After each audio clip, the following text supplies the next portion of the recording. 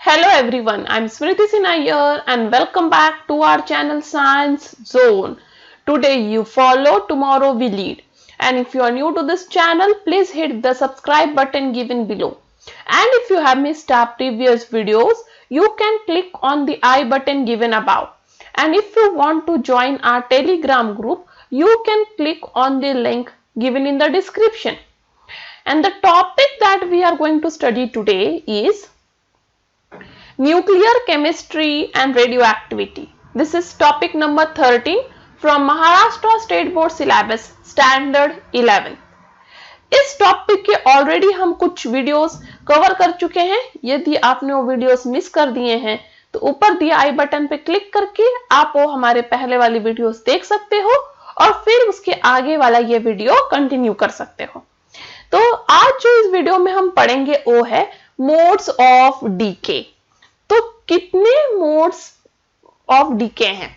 तो जो radio activity है जो हमने वो कवर किया है पिछले वीडियो में, तो आप समझ गए होंगे रेडियो एक्टिव जो भी एलिमेंट्स होते हैं वो डीके होते हैं।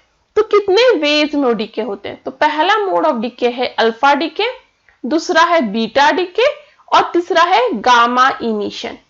अल्फा और बीटा जो है वो पार्टिकल्स के फॉर्म में डीके होते हैं और गामा जो है वो रेडिएशन के फॉर्म में डीके होता है। ठीक है, तो इस तरह से ये 3 मोड्स ऑफ डीके हैं। तो चलिए वन बाय वन हम देखते हैं। सबसे पहला है अल्फा डीके। अल्फा डीके जो है उसमें जो रेडियो एक्टिव एलिमेंट है वो इमिट करता है alpha particle from its nucleus. तो जो भी रेडियो एक्टिव एलिमेंट होता है वो अपने एलिमेंट न्यूक्लियस से अल्फा पार्टिकल को इमिट करता है और उसे कहेंगे अल्फा डीके। तो डेफिनेशन ऑफ अल्फा डीके क्या है? Nuclei emitting alpha particle. तो जो मास होता है अल्फा पार्टिकल का वो होता है 4 यूनिट्स और जो चार्ज होता है अल्फा पार्टिकल का वो होता है +2। तो चार्ज क्या है? +2, मास है 4 यूनिट्स।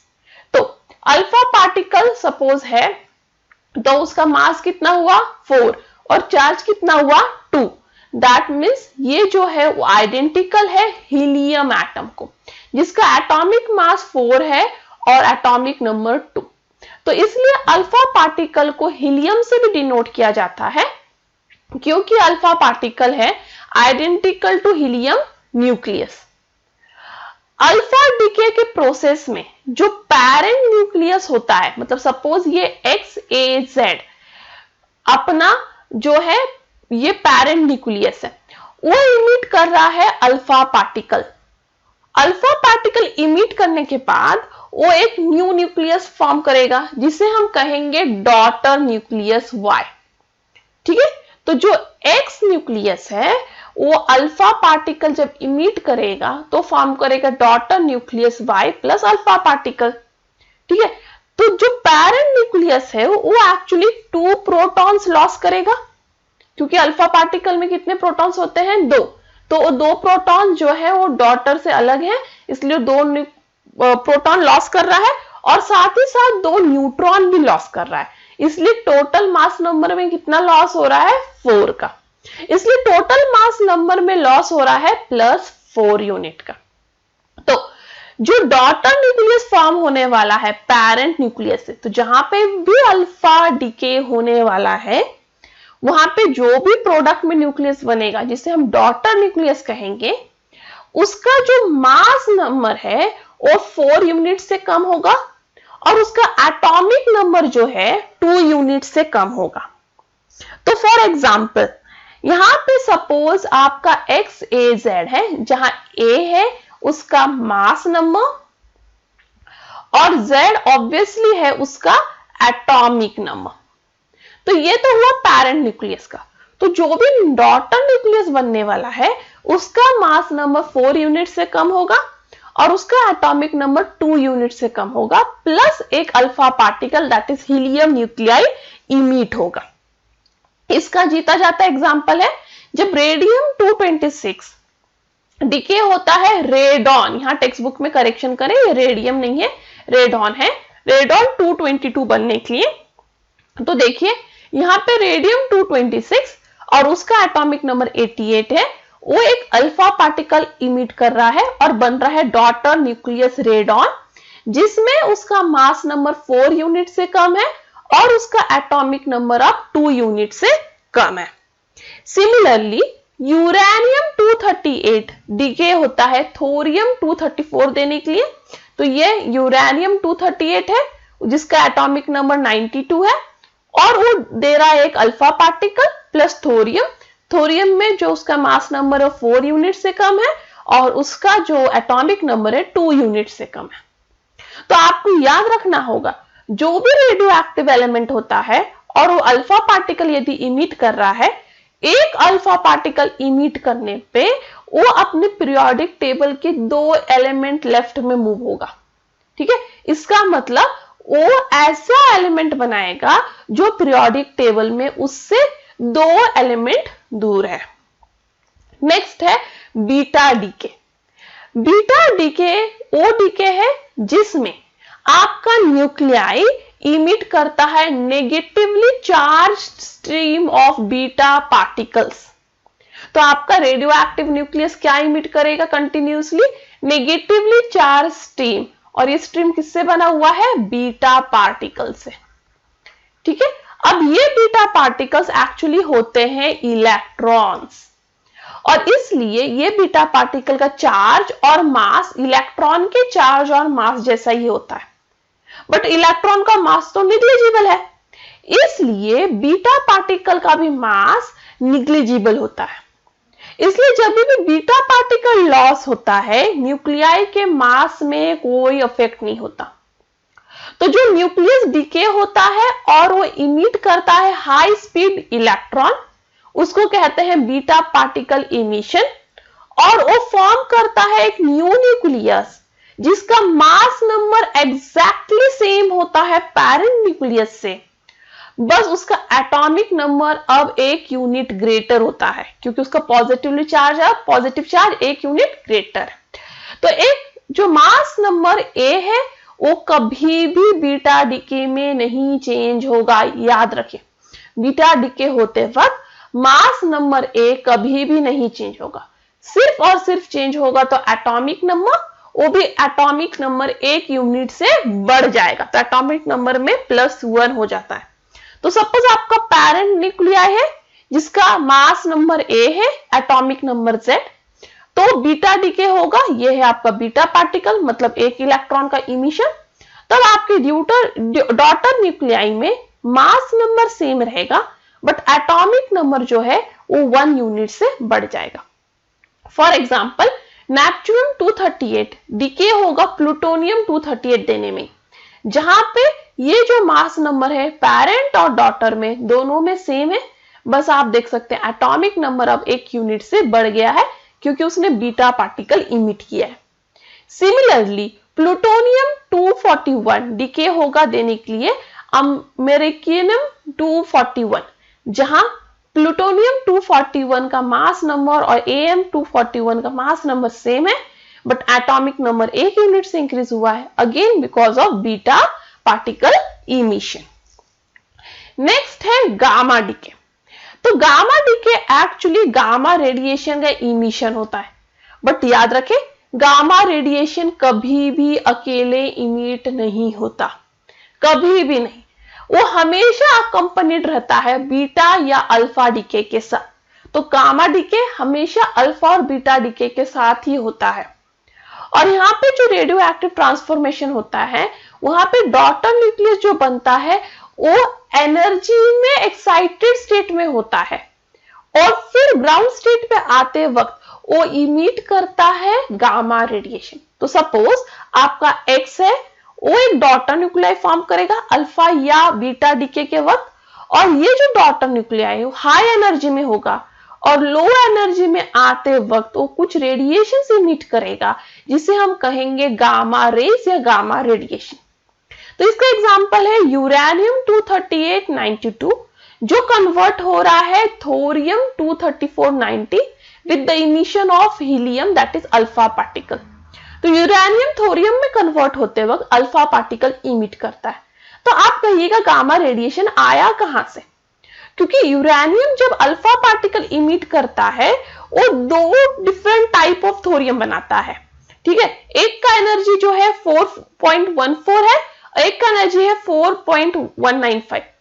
4.195 बने तो कोई प्रॉब्लम नहीं रहता, बट यदि 4.14 वाला इमिशन हो तो यहाँ पे जो थोरियम बन रहा है वो बहुत हाई एक्साइटेड स्टेट में होता है, और ये थोरियम लो ग्राउंड स्टेट पे आते वक्त गामा रेडिएशन इमिट करता है जिसका एनर्जी 0.048 मिलीवोल्ट होता है। तो आप समझ गए होंगे गामा रेडिएशन में एटॉमिक नंबर मास नंबर पे कोई फर्क नहीं पड़ता, बट जो भी न्यूक्लियस डॉटर न्यूक्लियस बनेगा वो एक हाई एनर्जी के साथ बनेगा जो ग्राउंड स्टेट पे आते वक्त गामा रेडिएशन इमिट करेगा, और इसलिए गामा डीके हमेशा बीटा और अल्फा डीके के प्रोसेस में ही होता है। नेक्स्ट है न्यूक्लियर रिएक्शंस। ये इंपॉर्टेंट पार्ट है। तो पहले हमें समझना होगा केमिकल रिएक्शंस जो हम अब तक पढ़ते आए हैं और न्यूक्लियर रिएक्शंस में क्या डिफरेंस है। तो ये इंपॉर्टेंट है, ये difference between the chemical reaction and the nuclear reaction. तो पहला, rearrangement of atoms by breaking and forming of chemical bonds. तो केमिकल रिएक्शन में क्या होता है, एटम्स रीअरेंज होते हैं ब्रेक या फॉर्म करके केमिकल बॉन्ड।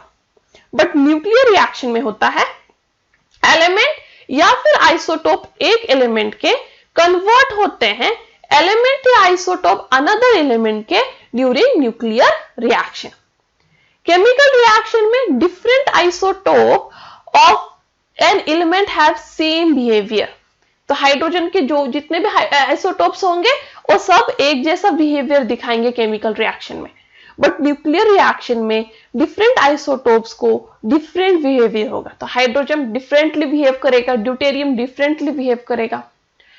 केमिकल रिएक्शन में जो आउटर इलेक्ट्रॉन होते हैं वही सिर्फ पार्टिसिपेट करते हैं, बट न्यूक्लियर रिएक्शन में ऐसा नहीं है। न्यूक्लियर रिएक्शन में इलेक्ट्रॉन, प्रोटॉन, न्यूट्रॉन जितने भी एलिमेंट्री पार्टिकल्स है सबके सब इन्वॉल्व रहेंगे।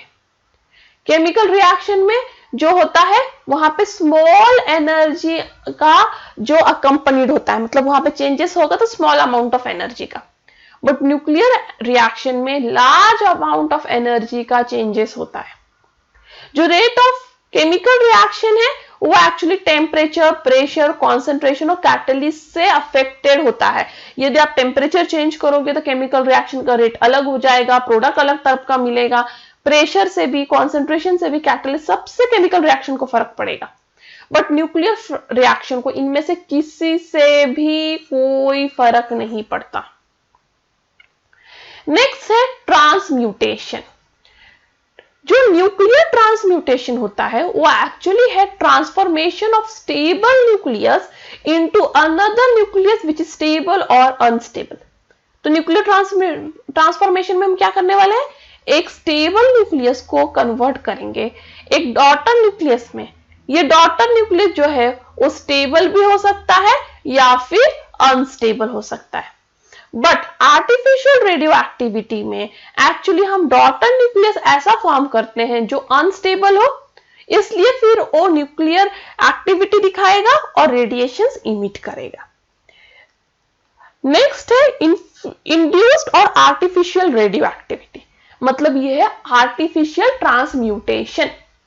ये न्यूक्लियर म्यूटेशन इस तरह का है जहां हम स्टेबल न्यूक्लियस को किस में कन्वर्ट करेंगे, रेडियो एक्टिव न्यूक्लियस में, या फिर कहिए अनस्टेबल न्यूक्लियस में। तो यहाँ पे जो स्टेबल न्यूक्लियस है उसे इस तरह से किसी चीज के साथ ट्रीट किया जाता है कि वो अनस्टेबल या रेडियो एक्टिव न्यूक्लियस फॉर्म करे, और ये जो न्यू प्रोडक्ट न्यूक्लियस होता है वो रेडियो एक्टिव होता है, इसलिए स्पॉन्टेनियसली डिके होता है और वो इमिशन करता है रेडिएशन और पार्टिकल्स का। इसका एग्जांपल है कि बोरॉन 10 जब बॉम्बार्ड किया जाता है अल्फा पार्टिकल के साथ तब वो कन्वर्ट होता है नाइट्रोजन 13 में जो एक अनस्टेबल न्यूक्लियस है, और ये अनस्टेबल न्यूक्लियस पॉजिट्रॉन इमिट करते हैं।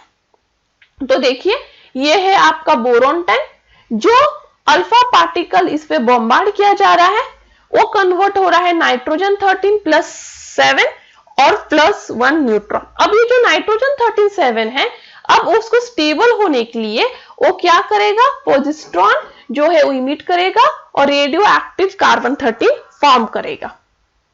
नेक्स्ट है न्यूक्लियर फ्यूजन। न्यूक्लियर फ्यूजन क्या है? तो न्यूक्लियर फ्यूजन है splitting of heavy nucleus of atom into two nearly equal fragment by release of large amount of energy। तो फ्यूजन मतलब डिवीजन, ये याद रखिए, इससे आप याद रख पाएंगे। फ्यूजन मतलब क्या? डिवीजन। तो न्यूक्लियर फ्यूजन में क्या होता है, एक हैवी न्यूक्लियस होता है जो इस तरह से ब्रेक डाउन हो जाता है कि वो ऑलमोस्ट इक्वल वेट के दो nucleus they, almost equal weight, not equal but almost equal weight के, और साथ ही साथ बहुत लार्ज अमाउंट ऑफ एनर्जी भी रिलीज करे।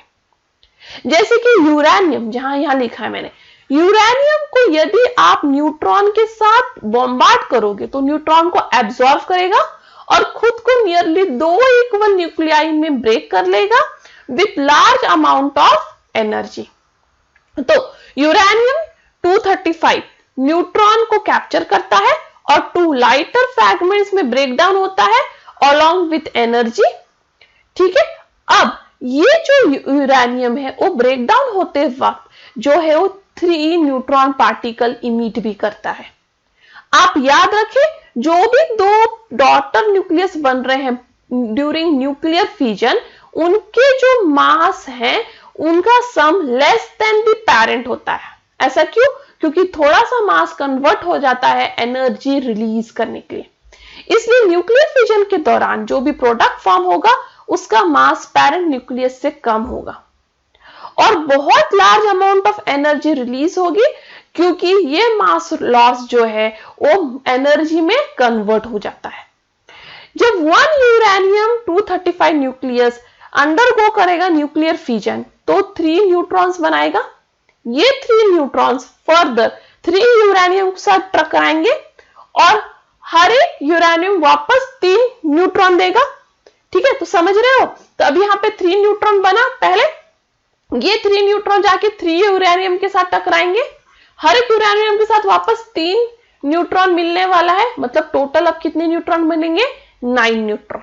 ये 9 न्यूट्रॉन वापस जाके फर्दर 9 यूरेनियम के साथ टकराएंगे और ये रिएक्शन ऐसे ही चालू रहेगा और बहुत ही थोड़े से टाइम में बहुत ज्यादा एनर्जी प्रोड्यूस हो जाएगा। ये एनर्जी आप न्यूक्लियर बॉम्ब के रूप में यूज कर सकते हो, दैट इज फॉर डिस्ट्रक्शन, या फिर आप पीसफुल पर्पस के लिए यूज कर सकते हो, जैसे कि न्यूक्लियर रिएक्टर में जो एक पावर प्लांट का काम कर सकता है। तो न्यूक्लियर बॉम्ब में बेसिकली क्या होता है, जो यूरेनियम है उसमें न्यूट्रॉन जाके टकरा रहा है जिससे वो ब्रेक हो रहा है, न्यूक्लियर फ्यूजन हो रहा है, वो एनर्जी रिलीज कर रहा है और साथ ही साथ 3 न्यूट्रॉन फॉर्म कर रहा है। ये 3 न्यूट्रॉन फर्दर 3 यूरेनियम के साथ टकरा रहे हैं, वो हर एक 3 न्यूट्रॉन दे रहे हैं एंड ये टकराना चालू रहेगा और इतना छोटे से अमाउंट ऑफ टाइम में इतना ज्यादा एनर्जी बन जाएगा कि वहां एक्सप्लोजन हो सकता है, या फिर आप उसको ठीक से यूज करें तो आप न्यूक्लियर रिएक्टर में पावर प्लांट चला सकते हो। अब जो ये है unique way of nuclear fusion, मतलब यूरेनियम 235 कंपलसरी नहीं है कि फ्यूजन पे आपको बेरिलियम और krypton he they, it is not compulsory. Uranium 235 जो है 400 वेज में न्यूक्लियर फ्यूजन होता है देने के लिए 800 फ्यूजन प्रोडक्ट्स। तो ये कहीं पे भी कंपलसरी नहीं है कि यूरेनियम 235 न्यूक्लियर फ्यूजन पे बेरियम और क्रिप्टॉन ही देगा, वो 800 फ्यूजन प्रोडक्ट में से कुछ भी दे सकता है। ठीक है, बट इनमें से जो most of the product form होंगे वो रेडियो एक्टिव होंगे क्योंकि वो अनस्टेबल न्यूक्लियस फॉर्म करेंगे और वो भी कंटिन्यूसली डिसइंटीग्रेशन अंडरगो करेंगे। बट याद रखें, ये 400 वे में से कौन से भी वे से यदि न्यूक्लियर फ्यूजन हो, हमेशा 2 या 3 न्यूट्रॉन बनने ही वाले हैं जो आगे वाले यूरेनियम से टकराएंगे, फिर उनमें से बनने वाले न्यूट्रॉन आगे वाले से, एंड सो ऑन की एनर्जी रिलीज होता ही रहेगा। तो न्यूट्रॉन जो इमिट होते हैं फ्यूजन के दौरान वो आगे के फ्यूजन के लिए जिम्मेदार होते हैं और प्रोड्यूस करते हैं मोर एंड मोर न्यूट्रॉन्स, और इसलिए ये न्यूट्रॉन आगे के फ्यूजन को कंटिन्यू करते हैं और बनाते हैं इतना ज्यादा न्यूट्रॉन्स जो बहुत इनॉर्मस अमाउंट ऑफ एनर्जी बनाता है।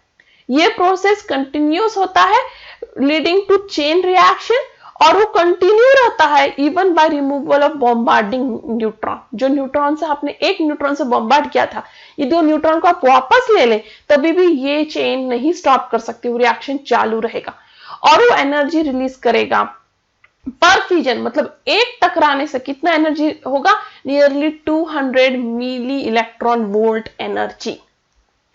नेक्स्ट है न्यूक्लियर फ्यूजन। फ्यूजन मींस बहुत सारे न्यूक्लियाई अब आपस में आएंगे और एक हैवी न्यूक्लियस बनाएंगे। तो फ्यूजन मींस फॉर्मेशन, फ्यूजन मतलब ब्रेकिंग, ठीक है। तो फ्यूजन में क्या होता है, न्यूक्लियस ब्रेक होता है, फ्यूजन में न्यूक्लियस फॉर्म होता है। तो जो एनर्जी हम अर्थ पे रिसीव करते हैं सन से, वो एक्चुअली न्यूक्लियर फ्यूजन के वजह से है। तो सन में बहुत सारे न्यूक्लियर फ्यूजन रिएक्शन हो रहे हैं जिसकी वजह से एनर्जी रिलीज हो रहा है और वो एनर्जी हम अर्थ पे महसूस करते हैं। तो न्यूक्लियर फ्यूजन में होता क्या है, जो छोटे छोटे न्यूक्लियाई होते हैं, लाइटर न्यूक्लियाई, वो आपस में फ्यूज होते हैं बनाने के लिए हैवी न्यूक्लियस, और साथ ही साथ वो enormous amount of energy release करते हैं। ये याद रखें, न्यूक्लियर फ्यूजन में बनने वाला एनर्जी बहुत ही ज्यादा अमाउंट में होता है देन न्यूक्लियर फिजन। तो कुछ रिएक्शंस यहाँ पे दिए हुए जो सन्स और स्टार्स में होते हैं, वहां पे दो हाइड्रोजन जो कंबाइन होगा, फ्यूज होगा देने के लिए ड्यूटेरियम, एक हाइड्रोजन एक ड्यूटेरियम कंबाइन होगा देने के लिए हीलियम 3, हीलियम 3 और हीलियम 3 कंबाइन होगा देने के लिए हीलियम 4 प्लस 2 हाइड्रोजन, हीलियम 3 और हाइड्रोजन भी कंबाइन होगा देने के लिए हीलियम 4 प्लस बीटा पार्टिकल, पॉजिस्ट्रॉन, इसको पॉजिस्ट्रॉन बोलते हैं, और ये बीटा पार्टिकल। तो इस तरह से न्यूक्लियर फ्यूजन होता है बहुत सारे जो सन्स और स्टार्स में। इस तरह से जनरली यहाँ पे हीलियम गैस इन्वॉल्व है अलॉन्ग विथ हाइड्रोजन। नेक्स्ट कुछ प्रॉब्लम्स है। अब how many alpha and beta particles are emitted in following reaction. तो एक रिएक्शन है, आपको बताना है इसमें कितने अल्फा और बीटा पार्टिकल इमिट हुए। तो आप याद रखिए, एक अल्फा पार्टिकल के इमिशन पे मास नंबर 4 से डिक्रीज होता है, ठीक है। मास नंबर कितने से डिक्रीज होगा, 4 से। और एक बीटा पार्टिकल के इमिशन से मास नंबर पे कोई फर्क नहीं पड़ता। मतलब यहां पे जो भी मास नंबर डिक्रीज हुआ है वो सिर्फ और सिर्फ अल्फा पार्टिकल के इमिशन से ही हुआ है। तो 237 माइनस 209 मतलब एनपी का 237 माइनस बीआई का 209 आ रहा है 28 मास नंबर में फर्क आया है। बट एक अल्फा पार्टिकल कितना मास रिड्यूस करता है, 1 अल्फा पार्टिकल रिड्यूस करता है 4 यूनिट मास। बट यहां तो 28 यूनिट मास रिड्यूस हुआ है, तो कितने अल्फा पार्टिकल इन्वॉल्व है, उसके लिए आप क्रॉस मल्टीप्लाई कीजिएगा, that is 1 into 28 divide by 4, तो वो 28 डिवाइड बाई 4 इज 7। तो टोटल 7 अल्फा पार्टिकल्स यहां इन्वॉल्व है। तो अब अल्फा पार्टिकल का आप लिख ले, सिर्फ अल्फा पार्टिकल इमिट हुए तो क्या होगा, तो 237 93 विल गिव यू BI 209। और अब याद रखें, एक अल्फा पार्टिकल के इमिशन पे 2 एटॉमिक नंबर घटता है, ठीक है। तो एक अल्फा पार्टिकल के इमिशन में एटॉमिक नंबर कितने से घट रहा है, 2 से, ठीक है। तो यहां 93 एटॉमिक नंबर है, ठीक है। तो 93 एटॉमिक नंबर 7 अल्फा पार्टिकल के इमिशन से कितना घटेगा, क्योंकि मैंने अभी बताया आपको 7 अल्फा पार्टिकल इमिट हो रहे हैं, तो 7 अल्फा पार्टिकल के इससे कितना घटना चाहिए, 14, करेक्ट। तो 93 माइनस 14, तो ये कितना आना चाहिए एक्चुअली,